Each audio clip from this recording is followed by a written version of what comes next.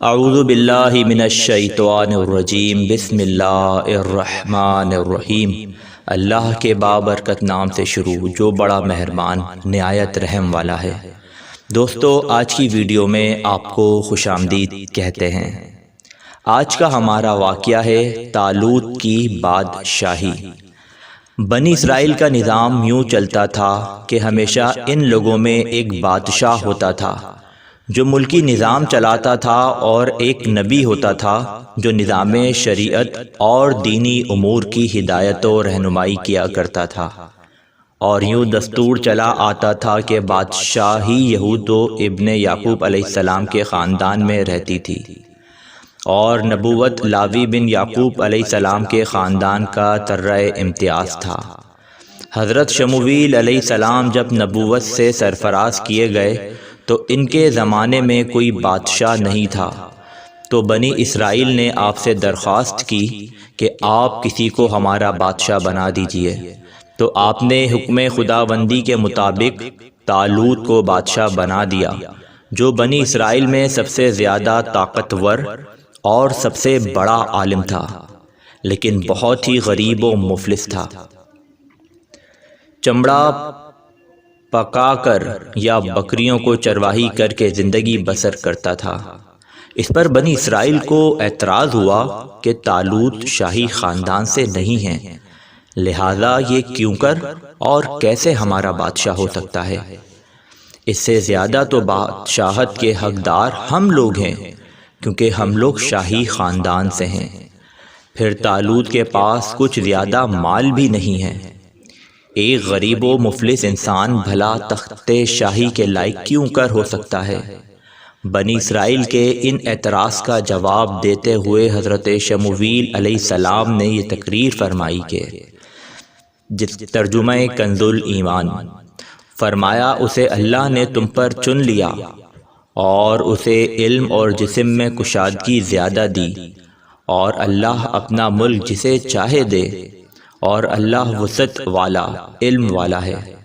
اور ان سے ان کے نبی نے فرمایا اس کی بادشاہی کی نشانی یہ ہے کہ آئے تمہارے پاس تابوت جس میں تمہارے رب کی طرف سے دلوں کا چین ہے۔ چنانچہ تھوڑی ہی دیر کے بعد 4 فرشتے صندوق لے کر آ گئے اور صندوق کو حضرت شمویل علیہ السلام کے پاس رکھ دیا۔ یہ دیکھ کر بنی اسرائیل نے طالوت کی بادشاہی کو تسلیم کر لیا، اور آپ نے بادشاہ بن کر نہ صرف انتظام ملکی سنبھالا بلکہ بنی اسرائیل کی فوج بھرتی کر کے قوم عمالقہ کے کفار سے جہاد بھی فرمایا۔ اللہ تعالیٰ نے اس واقعے کا ذکر قرآن مجید میں فرماتے ہوئے اس طرح ارشاد فرمایا، جس کا ترجمہ یہ ہے، ترجمہ کنز ایمان۔ اور ان سے ان کے نبی نے فرمایا کہ بے شک اللہ نے طالوت کو تمہارے بادشاہ بنا کر بھیجا ہے۔ بولے اسے ہم پر بادشاہی کیوں کر ہوگی، اور ہم اس سے زیادہ سلطنت کے مستحق ہیں، اور اسے مال میں بھی وسعت نہیں دی گئی۔ فرمایا اسے اللہ نے تم پر چن لیا اور اسے علم اور جسم میں کشادگی زیادہ دی، اور اللہ اپنا ملک جسے چاہے دے، اور اللہ وسعت والا علم والا ہے۔ اور ان سے ان کے نبی نے فرمایا اس کی بادشاہی کی نشانی یہ ہے کہ آئے تمہارے پاس تابوت جس میں تمہارے رب کی طرف سے دلوں کا چین ہے، اور کچھ بچی ہوئی چیزیں ہیں، معزز موسیٰ اور معزز ہارون کے ترکہ کی اٹھاتے لائیں گے اسے فرشتے۔ بے شک اس میں بڑی نشانی ہے تمہارے لیے اگر ایمان رکھتے ہو۔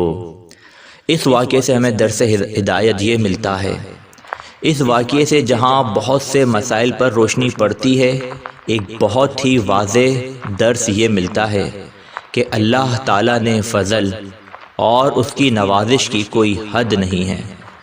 وہ چاہے تو چھوٹے سے چھوٹے آدمی کو منٹوں بلکہ سیکنڈوں میں بڑے سے بڑا آدمی بنا دے۔